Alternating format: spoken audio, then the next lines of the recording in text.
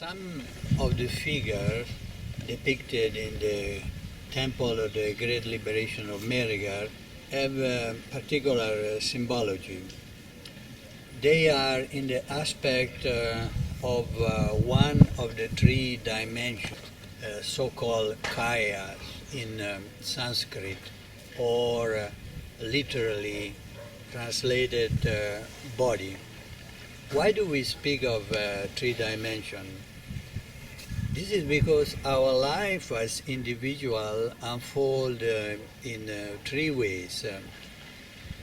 Through our physical existence, that is our body, through our interrelation with other in verbal communication, that is the voice, and through our inner world of perception and thought, that is our mind.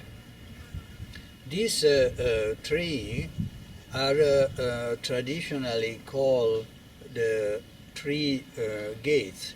Why are they called three gates? Because our body, speech and mind can be a gate to our confusion or a gate to our clarity. Usually we always alter the state of our body.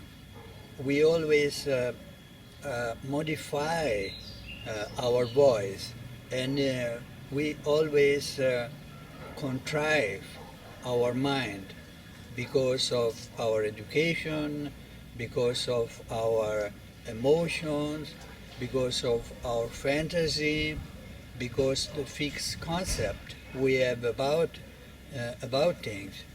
And when in these ways the behavior of the body, voice and mind has become unnatural, then we begin to have like confused experiences.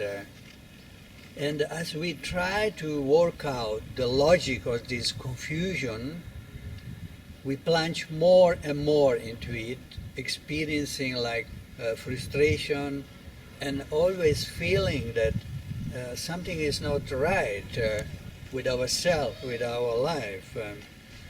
So when listening to the Dzogchen teaching from a qualified master, we learn or we begin to learn how to relax, to be present and to be aware. And as we do that, the natural state of the body, voice and mind emerge again, just pure as limpid as it has always been. So our physical action become like a beautiful dance. Our voice become like a melody that create harmony and knowledge. And our mind become contemplation. So in contemplation, we experience an open-like dimension of naturalness. That state is an innate presence, and from that spring forth our inner and outer life. So the intangible, also unfindable space like essence of that state is what we call the reality dimension, the Dharmakaya. It is the real nature of our mind. It is invisible and yet also present everywhere. The clear nature of that state that we experience in contemplation is the enjoyment dimension, the Sambhogakaya. It is the real nature of our voice, as well all the inanimate sound and animate language that we hear in the universe.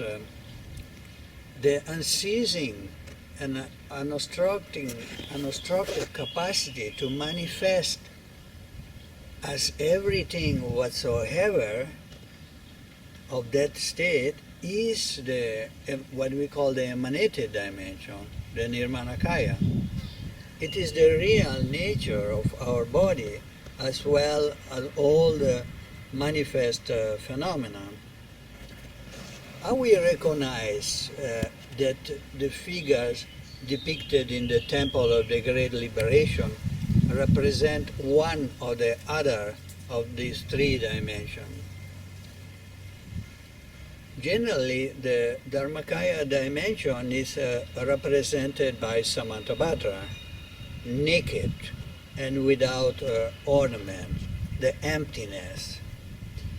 The Sambhogakaya dimension is represented by Vajrasattva and others, wearing silk clothes, jewel ornament, as a prince. So like the enjoyment, the richness, the beauty.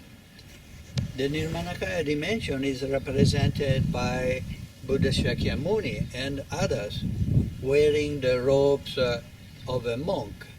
So this is how we recognize the figure of the Temple of the Great Liberation of Merigar as being a symbol of one of these three dimensions.